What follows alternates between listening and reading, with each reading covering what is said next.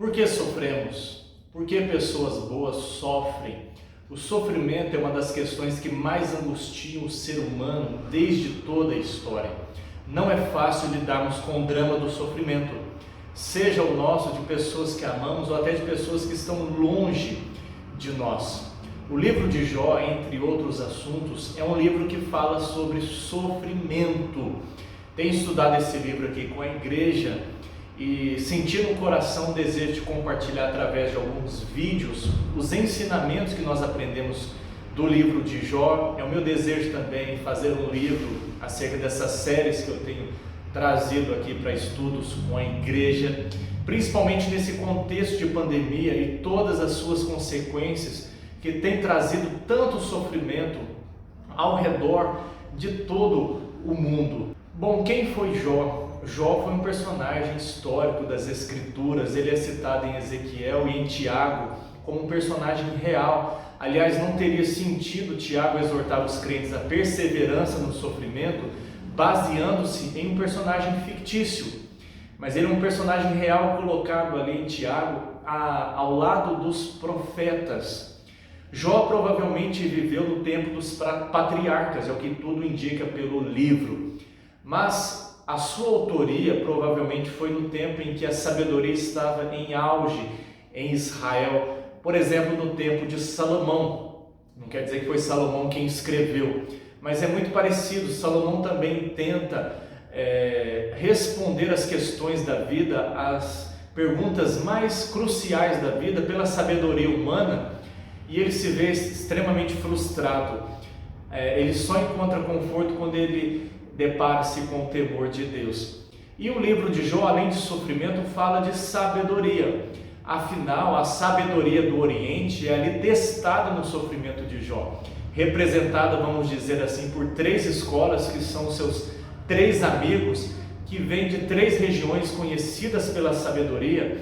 Mas o livro é exaustivo e às vezes cansativo, e não é à toa, ele é composto assim mesmo, nos diálogos entre Jó e seus amigos, e chega a ser cansativo e enfadonho ver toda aquela discussão, mas é para mostrar justamente que a sabedoria humana por si mesma é incapaz de responder às questões cruciais da vida e explicar os desígnios de Deus e o sofrimento dos justos. Jó foi escrito em linguagem poética, é um gênero literário de poesia, embora seja uma história real e tenha narrativa, mas ele é composto como uma poesia. A gente vê traços muito parecidos com os Salmos, principalmente no diálogo de Jó com seus amigos, quando fala dos justos e dos ímpios, do destino dos perversos, do sofrimento dos justos. É muito parecido com o que nós encontramos também em alguns Salmos. Bom, e como ler Jó? Bom, sabendo que é um estilo de poesia, então a gente tem que aplicar as técnicas de leitura de uma poesia hebraica, mas além disso, o próprio autor nos ajuda na compreensão do livro de Jó. A gente pode dividi-lo em algumas grandes partes, né? Começa ali no prólogo com a apresentação de Jó e todo como o enredo se desenvolve a partir do diálogo entre Deus e Satanás e os sofrimentos que sobrevêm sobre Jó debaixo da permissão de Deus. Depois nós temos uma parte muito extensa, dividida em 3 ciclos, né, de abordagem dos amigos de Jó para com ele, naquelas discussões sem fim, em que os amigos tentam acusá-lo, porque na cabeça deles o sofrimento só provém de pecado, e Jó tenta defender-se e se justificar, pois ele não vê nenhum pecado em si que justifique tanto o sofrimento. Depois a gente tem a intervenção de Eliú, que coloca Deus em cena, as palavras de Deus a Jó, e o final, o desfecho ali da história, quando Jó é agraciado, é abençoado por Deus e tem uma reviravolta grande na história. Então o livro se divide nessas grandes partes. Bom, e quais são alguns apontamentos que o autor traz que nos direcionam? O primeiro é nós sabermos algo que Jó não sabia, embora ele tente se justificar, de que ele era tido como justo e reto. O autor coloca assim no início, e aliás o próprio Deus mais de uma vez dá um testemunho assim acerca de Jó. Jó é justo, reto e íntegro, e não há ninguém que se compare a ele. Ou seja, o seu sofrimento não é por causa de um pecado específico. Como nós vamos ver, debaixo desse mundo caído há várias causas de sofrimento que estão debaixo desse guarda-chuva. Mas nem todo sofrimento é por causa de um pecado. Uma das ênfases do livro de Jó é que os justos também sofrem, os bons também sofrem, aqueles que servem a Deus também sofrem. E a gente percebe ali no livro de Jó que o autor dá essa ênfase para que a gente não leia de maneira equivocada e não caia no erro de interpretação, seguindo a mesma linha dos amigos de Jó. Depois a gente percebe ali a soberania de Deus sobre a ação de Satanás. Deus é soberano sobre todo o livro. Aliás, Satanás serve a um propósito ali no início, mas depois ele sai de cena. Então Deus é soberano sobre o sofrimento, sobre a nossa vida, embora a gente não entenda todas as coisas ou não compreenda todas as coisas. E além disso, um recurso que o autor aí usa, já falei aqui, nesses diálogos intermináveis, é mostrar justamente a fraqueza da sabedoria humana frente aos desafios da vida, de nós tentarmos compreender por nós mesmos, questionar a Deus ou trazer uma resposta segundo a sabedoria humana, é algo que não terá sucesso, vai produzir frustração, enfado, cansaço e trazer mais fardo e mais sofrimento ainda. E um dos outros pontos importantes do livro de Jó é que nem sempre a explicação basta. Ou aliás, o que basta para o sofrimento é a presença de Deus. Não é termos todas as respostas. O livro não termina trazendo uma resposta a Jó do porquê ele sofre. Aliás, ele não sabe o porquê o livro inteiro, e este é um dos grandes dramas de Jó. Você, leitor, sabe porque você está lendo a história agora e o autor coloca para você a situação de Jó e o que aconteceu no céu. O autor abre um pouco as cortinas celestiais para a gente compreender um pouco. Mas Jó não sabia, assim como eu e você não sabemos. Nós sabemos algumas coisas que a Bíblia nos ensina, mas especificamente o porquê eu passo por esse sofrimento é algo que muitas vezes foge à nossa compreensão.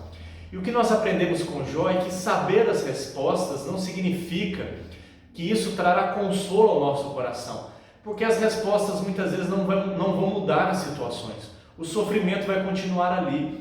Melhor do que a resposta é o próprio Deus. Não são as respostas que vão nos trazer conforto e consolo, mas é Deus, é a sua presença conosco, é conhecê-lo.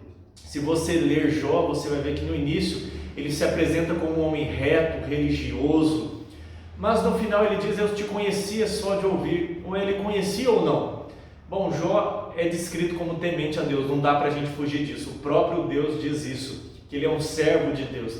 Mas faltava-lhe aquela intimidade, aquele conhecimento mais íntimo de Deus como Redentor. É por isso que, inclusive baseado em uma das afirmações de Jó, o tema que eu dei ao livro é: o meu Redentor vive, conhecendo a redenção no sofrimento. Eu sei que o meu Redentor vive, conhecendo a redenção no sofrimento. Jó conheceu mais intimamente a Deus como seu Redentor. Jó reconheceu de maneira mais clara que não era aquilo que ele era, que ele tinha ou que ele fazia, como está no início, que garantia a sua salvação, mas era aquilo que Deus é e aquilo que Deus fez. Então isso nos ajuda muito a compreender o livro de Jó. Que desde já Deus conforte o seu coração, não busque na sua sabedoria, mas na sabedoria de Deus. Como diz Tiago, aquele que necessita de sabedoria para passar pelas tribulações, peça a Deus. Que você saiba que melhor do que as respostas é Deus na nossa vida para nos consolar. Saiba que o nosso sofrimento é vivido debaixo da soberania de Deus. Saiba que justos também sofrem e às vezes sofrem até mais do que ímpios, e não é falta de amor de Deus, de cuidado de Deus. Deus ama os seus servos, mas é numa perspectiva bíblica. Deus faz com que os sofrimentos cooperem para o nosso bem. Tudo coopera para o bem daqueles que amam a Deus, para sermos a imagem de Cristo. Deus é o Deus de José que transforma mal em bem. Deus é um Deus que faz com que nada nos separe do amor de Deus que está em Cristo Jesus. Deus usa os sofrimentos desta vida para o nosso bem, como diz Pedro, né, para provar a nossa fé, o valor da fé que Deus nos deu. Deus intervém no nosso sofrimento, e o maior exemplo de um servo sofredor justo é Jesus Cristo, aquele que verdadeiramente sofreu e morreu no nosso lugar, levando sobre si a nossa culpa, a nossa condenação. Ele se fez pecado por nós, esse nosso Redentor que vive, nos lembrando aí da chegada da Páscoa, né? Eu sei que o meu Redentor vive e por fim se levantará, e eu nessa minha carne eu o verei. Jesus é o servo sofredor de fato, aquele que sofreu no nosso lugar para nos dar uma vida eterna e um dia nos livrar de todo o sofrimento. Já para os ímpios, o sofrimento é apenas castigo de viver num mundo caído, e até as bênçãos que às vezes os ímpios usufruem aqui não são nada comparado a viver eternamente longe de Deus. Que Deus tenha misericórdia daqueles que estão perdidos, não é verdade? Mas ser bem-aventurado aqui não é sinônimo de que tudo vai bem. Essas coisas podem ser testemunha no juízo final de que eles tiveram provas das bênçãos de Deus e não glorificaram como Deus. Então, mesmo diante do sofrimento, que como Jó aprendamos a perseverança, pois aliás a paciência de Jó, ela não é passiva. Tiago, escrevendo sobre isso num livro sobre tribulações, ele nos ajuda a interpretar o que é a paciência de Jó. É a perseverança do crente debaixo do sofrimento com Deus. Foi o que Jó fez. Jó não deixou de questionar, Jó não deixou de dizer que estava doendo, Jó não deixou de expressar a sua dor, de chorar, mas ele se agarrou a Deus, ele perseverou com Deus, porque Deus o fez perseverar. Que Deus te abençoe. Fica aí o convite para você acompanhar essa série de vídeos em Jó, e que Deus te console, Deus te conforte e ajude a todos aqueles que sofrem. Como diz Paulo, os sofrimentos de Cristo transbordam a nosso favor. É com essa consolação que nós somos consolados. Um grande abraço, que Deus te abençoe.